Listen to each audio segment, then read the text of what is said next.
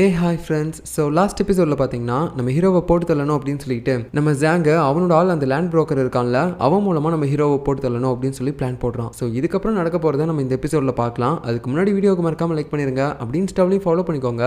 இப்போ நம்ம இந்த ஸ்டோரிக்குள்ளே போயிடலாம். ஸ்டார்டிங் சீனில் பார்த்தீங்கன்னா அடுத்து நம்ம ஹீரோ அவனோட ஃப்ரெண்ட்ஸ் எல்லாருக்கூடயும் சேர்ந்து பேசிட்டு இருக்கான். அந்த நேரத்தில் பார்த்தீங்கன்னா ஒரு சில டாக்குமெண்ட்ஸ் எல்லாமே காட்டுறான். இந்த நேரத்தில் ஜாங்கோ அவனோட அம்மாவும் தாத்தா மறைச்சு வச்சிருக்கக்கூடிய அந்த சீக்ரெட் ஃபண்டை தான் தேடிட்டு இருப்பாங்க. ஏன்னா அது மூலமாக தான் அவங்களோட கம்பெனி இப்போ நஷ்டத்தில் போயிட்டு இருக்கிறத தடுக்க முடியும். ஸோ அந்த சீக்ரெட் ஃபண்ட் எங்க இருக்கு அப்படின்னு சொல்லி கண்டுபிடிக்கணும்னா அவர் எந்தெந்த இடத்துக்குள்ளலாம் கனெக்ட்ல இருக்காரு அப்படின்னு சொல்லி தெரிஞ்சுக்கணும். அதுக்கு அவருக்கு வந்து இந்த லெட்டர் வச்சு தான் நம்ம அதை கண்டுபிடிக்கணும் அப்படின்ற மாதிரி சொல்லும்போது இந்த லெட்டர்லாம் உனக்கு எப்படா கிடைச்சிச்சு அப்படின்னு சொல்லிட்டு அவங்களும் ஷாக்கிங்கோட கேட்குறாங்க. ஸோ இப்போதான் நமக்கு இந்த ஃபிளாஷ்பேக்கே காட்டுறாங்க. ஆக்சுவலாக நம்ம ஜாங்கும் பார்த்தீங்கன்னா தாத்தாவோட அந்த சீக்ரெட் ஃபண்டை கண்டுபிடிக்கணும் அப்படின்னு சொல்லிட்டு அவருக்கு வந்திருக்கக்கூடிய அந்த லெட்டர் எல்லாத்தையுமே எடுத்து பார்த்துட்டே இருந்திருப்பான். அவர் எந்தெந்த இடத்துக்குள்ளலாம் அதிகமாக கனெக்ட்ல இருந்திருக்காரு அப்படின்னு சொல்லிட்டு. ஏன்னா அவர் எந்த இடத்துல அதிகமாக கனெக்ட்ல இருக்காருன்னு சொல்லி தெரிஞ்சிச்சுனாலே நம்ம ஈஸியாக அந்த சீக்ரெட் ஃபண்ட் இருக்க இடத்தையும் கண்டுபிடிச்சிடலாம். ஏன்னா அவர் அங்கே தான் அதை ஒழிச்சு வச்சிருக்க வாய்ப்புகள் அதிகமாக இருக்கும். ஸோ அந்த மாதிரி நினச்சி தான் நம்ம ஜாங்க நம்ம தாத்தாவுக்கு வந்திருக்கக்கூடிய அந்த லெட்டர் எல்லாத்தையுமே பார்த்துட்டு அது வேற யாருமே பார்த்துடக்கூடாதுன்னு சொல்லிட்டு அவன் பார்த்தீங்கன்னா கிழிச்சு போட்டிருப்பான் ஒரு மிஷினில் போட்டு. ஸோ அந்த மாதிரி கிழிக்கப்பட்ட லெட்டர்ஸ் எல்லாத்தையுமே ஒரு லேடி குப்பையில் போடுறதுக்காக போகும்போது அந்த குப்பையை வந்து ஒருத்தன் வாங்கியிருப்பான். இவன் யாருன்னு உங்களுக்கு ஞாபகம் இருக்குல்ல,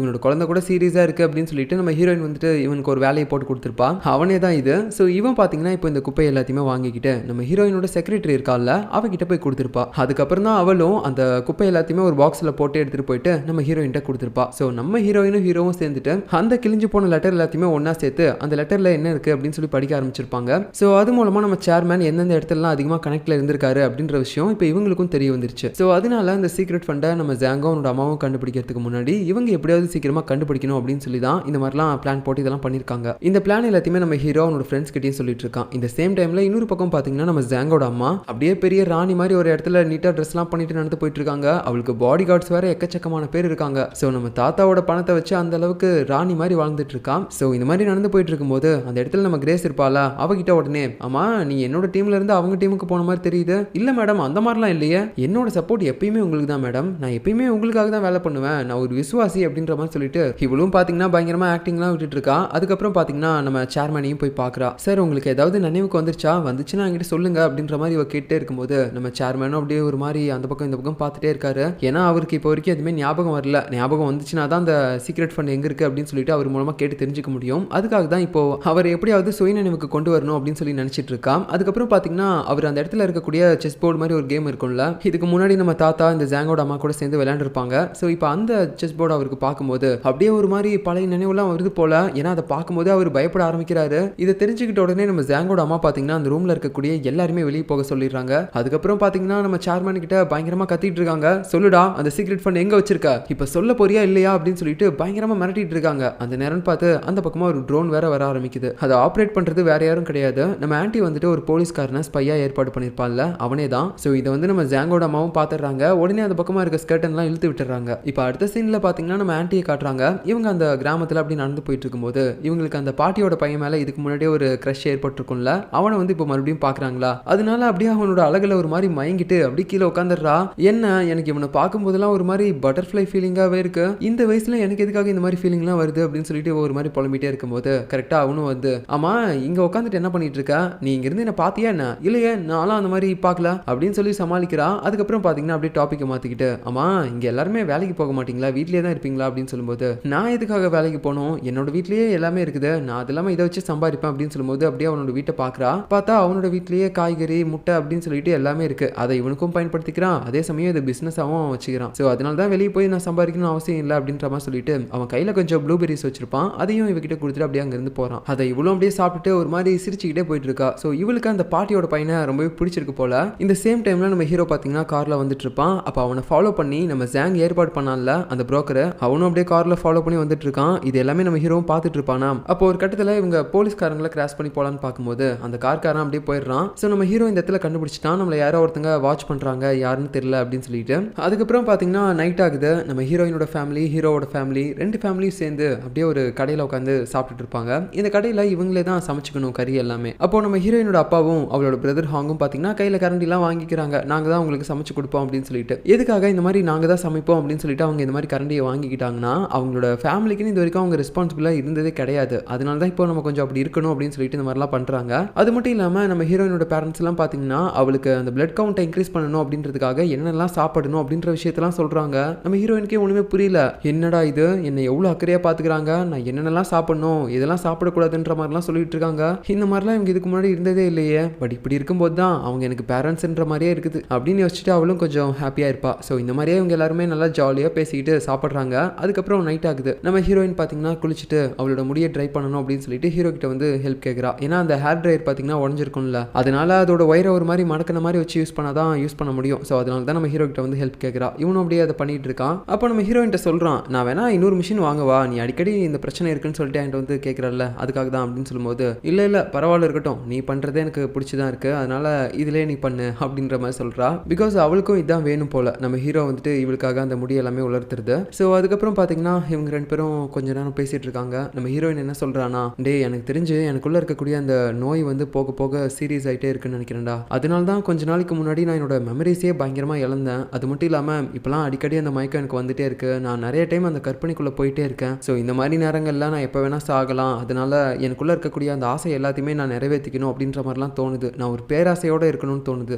தப்பே இல்லை, நீ பேராசையோட இரு. உனக்கு என்ன வேணும், நான் எதுவாக இருந்தாலும் பண்றேன், சொல்லு என்ன வேணும் உனக்கு. என்ன வேணும், நான் ஒன்றும் அவ்வளோ பெருசாலாம் ஆசைப்படல. நீ எப்பயுமே என் பக்கத்திலே இருக்கணும். இப்போ என்னோட முடியை ட்ரை பண்ணல, அந்த மாதிரி எனக்காக நீ நிறைய வேலை பண்ணணும், என் கூடவே இருக்கணும். அதே சமயம் இந்த நோய் மட்டும் எனக்கு முத்திருச்சுன்னு வச்சுக்கோயேன், நீ என்னை பார்க்காம அப்படியே என்னை விட்டு போயிடணும். ஏன்னா நான் உன்னை விட்டு போகும்போது என்னை பற்றின நல்ல நினைவுகள் மட்டும்தான் உங்ககிட்ட இருக்கணும். அதுக்காக தான் சொல்கிறேன், எனக்குள்ள இருக்க இந்த டிசீஸ் வந்து கொஞ்சம் சீரியஸ் ஆயிடுச்சுன்னு தெரிஞ்சிச்சுன்னா தயவு செஞ்சு என்னை விட்டு போயிரு அப்படின்ற மாதிரி சொல்லும்போது ஹீரோக்கெலாம் என்ன சொல்கிறதுனே தெரியல. அப்படியே ஒரு மாதிரி எதுவுமே பேச முடியாமல் அவளை அப்படியே ஒரு மாதிரி தகச்சு போய் பார்த்துட்டு இருக்கான். அதுக்கப்புறம் நைட் ஆகுது. நம்ம ஹீரோட பிரதர் அப்புறம் ஹீரோயினோட பிரதர் ஹாங்க, இவங்க ரெண்டு பேரும் சேர்ந்து குடிச்சிட்டு இருக்காங்க.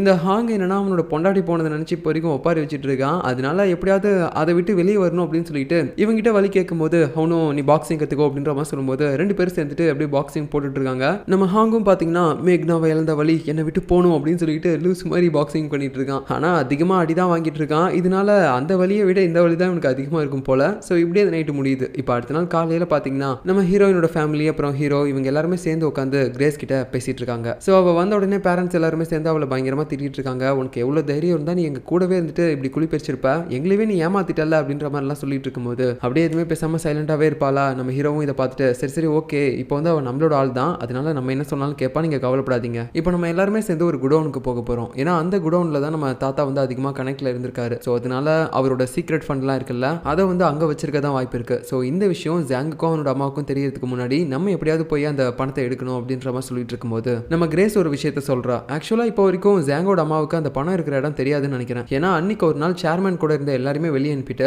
அவ சேர்மேன் கிட்ட ரகசியமா ஏதோ கேட்டுட்டு இருந்தா, அந்த சீக்ரெட் ஃபண்ட் எங்க இருக்கு அப்படின்னு சொல்லிட்டு. அப்படி அவ பேசினதை நானும் வெளியில இருந்து ஒட்டு கேட்டுட்டேன். ஸோ அதை வச்சு பார்க்கும்போது கண்டிப்பா இப்போ வரைக்கும் அவங்களுக்கு அந்த இடம் தெரியாதுன்னு நினைக்கிறேன் அப்படின்ற மாதிரி சொல்லும்போது சரி ஓகே, பட் இருந்தாலும் நம்ம அவங்களுக்கு முன்னாடி முந்திக்கணும் அப்படின்னு சொல்லிட்டு எல்லாருமே பார்த்தீங்கன்னா அந்த குடோனுக்கு போறாங்க. நம்ம ஹீரோவை தவிர மற்ற எல்லாருமே பார்த்தீங்கன்னா ஒரு மாதிரி மாறு வேஷம் போட்டிருக்காங்க. அப்படியே ஒரு பணக்காரங்க மாதிரி போய் காட்டிக்கிறாங்க, ஏதோ இந்த இடத்துல பிசினஸ் பேச வர மாதிரி. இவங்க போயிட்டு இந்த மாதிரி ஒரு பக்கம் பேச்சு கொடுத்துட்டு இருக்கும்போது இந்த நேரத்தில் நம்ம ஜாங்க காட்டுறாங்க. இவன் நம்ம தாத்தாவுக்கு வந்திருக்க லெட்டர்ஸை மறுபடியும் எடுத்து பார்க்குறான். இதில் இவனும் இப்போ இந்த விஷயத்தை கண்டுபிடிச்சிட்டான். தாத்தாவுக்கு வந்து இந்த குடோன்ல இருந்து தான் அதிகமாக லெட்டர்ஸ் வந்துட்டே இருக்கு, ஒருவேளை சீக்ரெட் ஃப்ரெண்ட்ஸ் அங்கே கூட இருக்கலாம் போல அப்படின்னு சொல்லிட்டு இவன் பார்த்தீங்கன்னா டேரெக்டாக அந்த குடோனுக்கே கால் பண்ணுறான். பட் அந்த நேரம்னு பார்த்து இந்த குடோனில் இருக்கக்கூடிய அந்த செக்யூரிட்டி ரூமுக்கு நம்ம ஹீரோ வந்துட்டு அதில் இருக்கக்கூடிய அந்த டெலிஃபோன் வயர்ஸ் எல்லாமே பிச்சு போட்டுறான். ஸோ இதனால நம்ம ஜாங் பண்ண அந்த கால் வந்து கட் ஆயிடுச்சு. என்னடா இது கட் ஆகுது அப்படின்னு சொல்லிட்டு நம்ம ஜாங்குக்கும் இந்த இடத்துல ஒரு மாதிரி டவுட்டாக இருக்குது. இந்த நேரத்தில் நம்ம ஹீரோ பார்த்தீங்கன்னா அவன் கூட வேற யாரோ ஒருத்தனையும் கூட்டு வந்திருக்கான். அது வேற யாரும் கிடையாது, இதுக்கு முன்னாடி அந்த டேஷ் கேம் வீடியோவை ரெக்கார்ட் பண்ண சொல்லி ஒருத்தங்கிட்ட கேட்டிருந்தான்ல அவனே தான். இப்போ எதுக்காக இவனுங்க கூட்டு வந்திருக்கானா,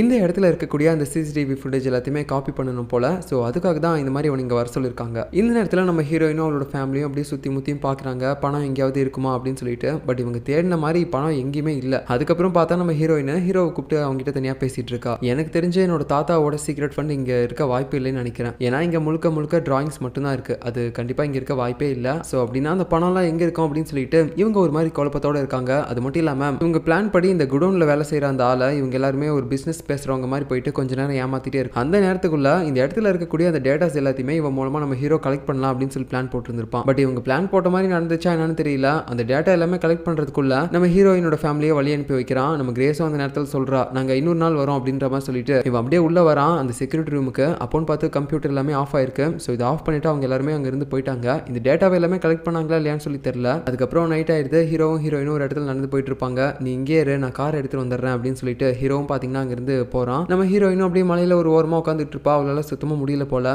அந்த நேரம் நேரம்னு பார்த்து நம்ம ஹீரோ மறுபடியும் உடனே வந்துட்டான். அப்படியே கொடை எடுத்துட்டு வரும்போது இவளும் பார்த்துட்டு கேட்குறா, ஏன் இவ்வளோ நேரம் ஆச்சு வரதுக்கு அப்படின்ற மாதிரி சொல்லும்போது, சரி நீ ஏன் வெளியே உட்காந்துட்டு இருக்க, காருக்குள்ளவா அப்படின்னு சொல்லும்போது, இவளும் பார்த்தீங்கன்னா எனக்கு பசிக்குது, சீக்கிரமா போய் சாப்பிடணும் அப்படின்னு சொல்லும்போது, சரி சரி வா நம்ம சாப்பிடலாம் அப்படின்னு சொல்லிட்டு ஹீரோ பார்த்தீங்கன்னா அப்படியே காருக்குள்ள ஏற்றிட்டு கூப்பிட்டு போறான். அந்த நேரம்னு பார்த்து மறுபடியும் பார்த்தீங்கன்னா வண்டி ஒன்று ஃபாலோ பண்ணி பின்னாடி வர ஆரம்பிக்குது. இவனுக்கு நல்லா தெரியுது இதுக்கு முன்னாடி வந்த வண்டியா தான் இருக்கும் அப்படின்னு சொல்லிட்டு அப்படியே வேகமா ஓட்டிட்டே இருப்பான். நம்ம ஹீரோயினும் இரு நான் போலீஸ்க்கு கால் பண்றேன், இதுக்கு முன்னாடியே ஒன்று வந்து அடிச்சிருக்காங்கல்ல, மறுபடியும் அடிப்பானுங்க அப்படின்னு சொல்லிட்டு இவ கால் பண்ண ட்ரை பண்ணிட்டு இருக்கும்போது திடீர்னு இவங்களை ஃபாலோ பண்ணி வந்துட்டு இருந்த அந்த கார் பார்த்தீங்கன்னா ஒரு இடத்த இடிச்சிட்டுலாம் வெளியே வருது. அப்படியே ஒரு இடத்துக்கு வந்து நல்லா மடக்கிட்டான். அதுக்கப்புறம் பார்த்தீங்கன்னா அந்த காருக்குள்ள இருந்து வெளியே வருது யாரு அப்படின்னு சொல்லிட்டு நம்ம ஹீரோயினும் பார்க்குறா. அது வேற யாரும் கிடையாது, நம்ம ஹீரோ தான். என்னடா இது, அவன் தானே நம்ம ஹீரோயினை கூட்டிட்டு கார்ல போயிட்டு இருந்தான், அப்படி இருக்கும்போது எப்படி இப்ப திடீர்னு அங்கிருந்து வரான் அப்படின்னு சொல்லிட்டு இவளுக்கு ஒண்ணுமே புரியல. சரி ஓகே அவன் தான் அங்கிருந்து வரான் அப்படின்னா என் பக்கத்துல இருக்கிறது யாரு அப்படின்னு சொல்லிட்டு இவ திரும்பி பார்க்கும்போது அது நம்ம ஜாங்கு. இவளுக்குன்னா ஒரு செகண்ட் தலையே சுத்திருச்சு, ஒண்ணுமே புரியாம முடிச்சிட்டு இருக்கா. அந்த நேரம்னு பார்த்து நமக்கு ஒரு ஃபிளாஷ்பேக் காட்டுறாங்க. ஆக்சுவலா அந்த குடோன்ல இருக்கக்கூடிய சிசிடிவி ஃபுட்டேஜ் எல்லாத்தையுமே இவங்க காப்பி பண்ணணும் அப்படின்னு சொல்லிட்டு ரொம்ப நேரமா வெயிட் பண்ணிட்டே இருந்திருப்பாங்கல்ல, அதுவும் ரொம்ப நேரமா காப்பி ஆகிட்டே இருந்திருக்கும். அந்த நேரத்தில் அந்த சிசிடிவி கேமரா ஃபுட்டேஜ் எல்லாத்தையுமே இவங்க வாட்ச் பண்ணிட்டு வந்திருப்பாங்க. அப்போ அதில் பார்த்தீங்கன்னா ஒரு ட்ரக்கு இந்த குடோன்ல இருந்து வெளியே போற மாதிரி இருக்கும். இந்த ட்ரக்கை பார்க்கும்போது நம்ம ஹீரோயினுக்கு ஒரு விஷயம் ஞாபகம் வருது. அது என்னன்னு பார்த்தீங்கன்னா ஒரு டைம் இவளோட வீட்டுக்கு வெளியில அந்த ட்ரக் நின்றுருக்கும். அப்படின்னா தாத்தா இந்த ட்ரக் மூலமா தான் பணம் எல்லாத்தையுமே இந்த குடோன்ல இருந்து வீட்டுக்கு மாத்திருக்காருன்னு நினைக்கிறேன் அப்படின்னு சொல்லிட்டு இவ இந்த இடத்துல எல்லா விஷயத்தையுமே கண்டுபிடிச்சிட்டா. அதனால தான் அதுக்கப்புறம் அந்த சிசிடிவி கேமரா ஃபுட்டேஜ் எதுவுமே தேவைப்படாது அப்படின்னு சொல்லிட்டு அதை அவங்க காப்பி பண்ணாமே வந்திருப்பாங்க. ஏன்னா இந்த குடோன்ல இருந்த பணம் இப்போ அடுத்து வீட்டுக்கு தான் போயிருக்கு அப்படின்ற விஷயம் இவங்களுக்கு தான் தெரிஞ்சிருச்சுல்ல, அதனால தான். அதுக்கப்புறம் தான் இவங்க ரெண்டு பேரும் வெளியே வந்திருப்பாங்க. மழை பெய்ய ஆரம்பிச்சிருக்கோம். நம்ம ஹீரோவும் கார் எடுத்துட்டு வரேன் அப்படின்னு சொல்லிட்டு அங்கிருந்து போயிருப்பான். அப்போன்னு பார்த்து தான் இந்த வழியா நம்ம ஜாங்கும் இந்த குடோனுக்கு வந்துட்டு இருந்திருப்பான். எதுக்காகனா இந்த குடோனுக்கு கால் பண்ணியிருக்கும் போது யாருமே எடுத்திருக்க மாட்டாங்கல்ல, அதனால தான். அப்பதான் நம்ம ஹீரோயின் இப்படி வெளியே உட்காந்துட்டு இருக்கிறத பார்த்துட்டு ஏய் என்ன வெளியே உட்காந்துட்டு இருக்க அப்படின்னு சொல்லிட்டு இவன் கேட்டிருப்பான். அப்பதான் நம்ம ஹீரோயினுக்கு இவன் பார்க்க அப்படியே ஹீரோ மாதிரியே தெரிஞ்சிருப்பான் போல. ஏன்னா இவளுக்கு இருக்கக்கூடிய அந்த டிசீஸ்னால இது வரைக்கும் கற்பனையில் தான் இவன் நிறைய விஷயங்களை பார்த்துட்டு இருந்தா. ஆனா இப்போ நிஜத்திலேயே இவளுக்கு நிறைய விஷயங்கள் குழப்பமா இருக்குது. ரியலா பாக்குற விஷயத்தை கூட இவ டிஃப்ரெண்டா பாக்குறா. அதனால தான் நம்ம ஜாங்க ஹீரோன்னு நினைச்சிட்டு அவன் கூடவே கார்ல போயிருப்பா. ஒரு கட்டத்துக்கு மேல நம்ம ஹீரோவும் விஷயம் தெரிஞ்சுக்கிட்டு இவங்களை ஃபாலோ பண்ணி வந்துட்டு இந்த மாதிரி தடுத்து நிறுத்திருப்பான். ஸோ அதுக்கப்புறம் தான் நம்ம ஹீரோயினும் ஹீரோவை பார்த்ததுக்கு அப்புறம் இந்த கற்பனையை விட்டு வெளியே வந்திருப்பா. அப்படின்னா இவன் ஜாங்கா அப்படின்னு சொல்லிட்டு இப்போ பாத்தீங்கன்னா நம்ம ஹீரோ இவங்களை தடுத்து நிறுத்தினதுக்கு அப்புறம் ஏ ஹைன் என்ன பண்ற வெளியே வா அப்படின்ற மாதிரி சொல்லி கத்திக்கிட்டே இருந்திருப்பான். இதை பார்த்துட்டு அவளும் வெளியே போலான்னு சொல்லி ட்ரை பண்ணும்போது நம்ம ஜாங் வந்து இவளோட மைண்டை மாத்திர மாதிரி பேசுறான். கொஞ்சம் நல்லா யோசிச்சு பாரு, இப்போ நீயா தான் வந்து என்னோட வண்டியில ஏறின, அதை அவனே நல்லா பார்த்துட்டான். ஸோ அதனால இப்போ நீயே வெளியே போனா என்கிட்ட நீ ஏதோ ஒரு விஷயத்த பேசிட்டு தான் போயிருக்க அப்படின்றத அவனுக்கு தெரிஞ்சிடும். அதனால சொன்னா கேளு, அப்படியே வீடு வரைக்கும் வா, வந்துட்டு தாத்தாவை பார்த்துட்டு போற மாதிரி போயிரு சரியா அப்படின்ற மாதிரி சொல்லும்போது டேய் கதவை ஓப்பன் பண்ணு நான் வெளியே போகணும் அப்படின்னு சொல்லிட்டு அவளும் பார்த்தீங்கன்னா நம்ம ஜாங் சொன்னதை நல்லா யோசிச்சு பார்த்துட்டு அப்படியே வெளியே போய் நம்ம ஹீரோ கிட்ட சொல்றா. ஒன்றும் இல்லடா எனக்கு தாத்தாவை பார்க்கணும் போல இருந்துச்சு, அதனால தான் நான் இவன் கூட கிளம்பினேன் அப்படின்ற மாதிரி நம்ம ஜாங் சொன்ன மாதிரியே தான் சொல்றா. ஏன்னா நம்ம ஜாங் கூட இவ கார்ல வந்திருக்கா, அதனால வேற எந்த ரீசனையும் இப்போ இவளால சொல்ல முடியாது. அதனால தான் இந்த மாதிரி சொல்லும்போது நம்ம ஹீரோவும் பார்த்துட்டு சரி ஓகே அப்படின்னா ஏன் தனியா போறேன் நானும் வரேன் அப்படின்னு சொல்லும்போது நம்ம ஜாங் பார்த்தீங்கன்னா அதுக்கு விட மாட்டான். நான் இவ்வளவு மட்டும் தான் கூட்டு போவேன் அப்படின்னு சொல்றான். அதுக்கப்புறம் நம்ம ஹீரோயினும் வேற வழி இல்லாம சொன்னா கேளு நான் போயிட்டு வந்துடுறேன் அப்படின்னு சொல்லிட்டு நம்ம ஜாங்க கூட ஏறி போயிடுறா. நம்ம ஹீரோக்குனா ஒரு மாதிரி செம்ம காண்டா இருக்குது. இப்போ அடுத்த சீன்ல பாத்தீங்கன்னா